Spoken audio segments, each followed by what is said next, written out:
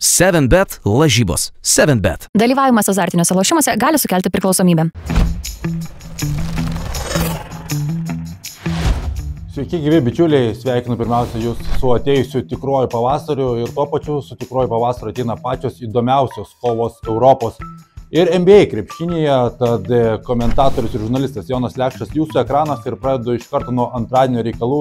Eurolygoje įkrintamųjų etapas ir Miuncheno Bayernas žaidžia su Belgrado Crvena Zvezda išlikimo rungtynės dėl galimybės kautis dėl patekimo į atkrintamąsias mačas Miunchene, kur šį sezoną Bayernas įrodė, kad laimėti svečiams yra labai sudėtinga, nors Fenerbahčė tai ir padarė paskutinėme ture.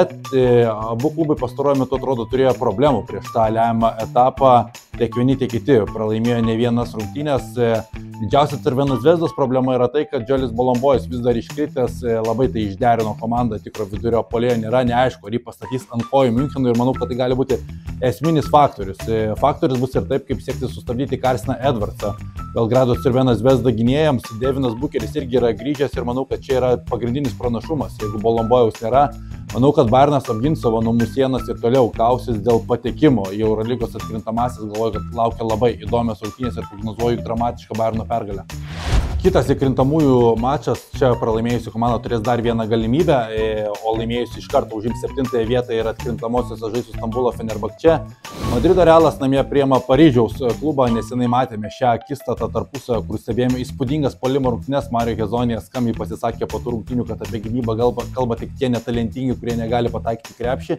Ir galvoju, kad vėl matysime labai rezultatyvų mačą, galbūt nebus virš 100 taškų, kai abi komandos sumeta, bet manau, kad tiek viena, tiek kita viršys 90 pelnytų taškų ribą ir prognozuoju, kad fantastiškos formos Madrido Realas žengs kitą etapą ir žais su Šarūno Jasikevičiaus treniruojama Stambulo Fenerbahče. Galvoju, kad Realas iškovos pergalę 4-7 taškų persvarą. Dabar maratonas prasideda Lietuvos krepšinio lygoje, komandos žais per savaitę po 2 rungtynes, turėsime labai karštą grafiką, daug krepšinio, daug mums prie širdies esančio krepšinio iš savo kiemo ir Vilniaus Rytas namuose priima Utenos Juventusą.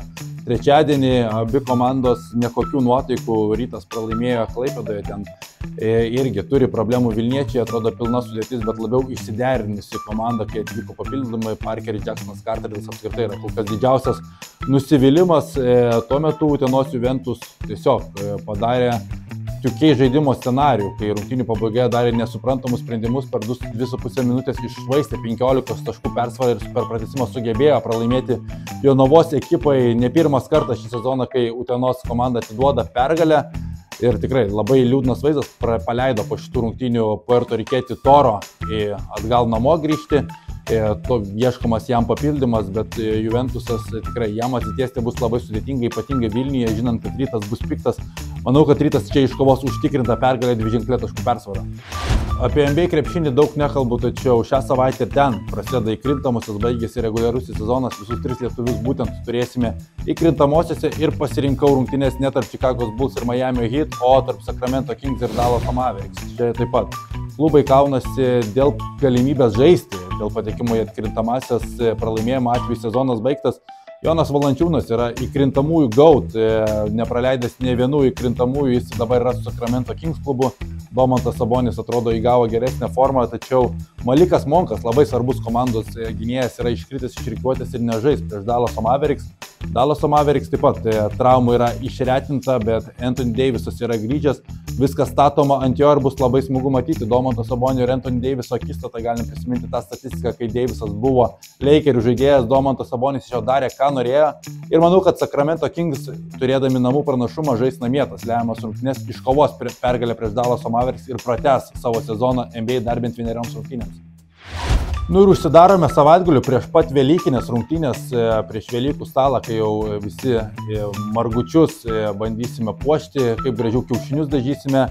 Vilniaus Wolves namuose priima Kauno Žalgirį, Vilkai pralaimėjo 4 rungtynes paeiliui, tapo tiesiog Vilniaus avimis pastaruoju metu, kadangi laimi prieš juos kas netingi, savaitgalį pralaimėta net ir Kėdainių Nevėžių, rezultatyviose rungtynėse turi nemažai traumų, tuo metu Žalgiris baigė Eurolygos sezoną, perkeltą koncentraciją į LKL, tačiau net jau ir dabar šioje sezono stadijoje, kai lieka dar labai daug reguliariojo sezono rungtynių, praktiškai aišku, kad Žalgiris taps reguliariojo sezono nugalėtojais, turi didžiulį pranašumą prieš Vilniaus Rytą, tuo metu Vilkai yra neramus, gali nukristi net į 5 vietą, nuo 5-osios juos skiria vos vienas laimėjimas, susilyginę jie pergalių ir pralaimėjimų skaičiumi su Jonavos komanda, kur yra šio sezono pelenė ir tikra sensacija.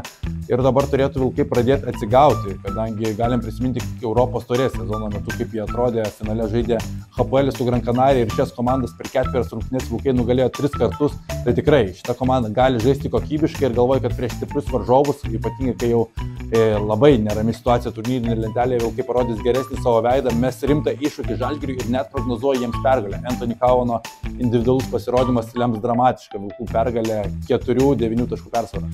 Šią savaitę tiek daug krepšinio, maratonas prasideda pats smagiausias krepšinėje laikas, nors už lango irgi geras oras, bet tikrai nepraleiskite progos įsijungti televizoriaus vakarais, kadangi per juos bus ką veikti. Nepamirškite ir palaikinti mano kanalą ir iki kitų kartų.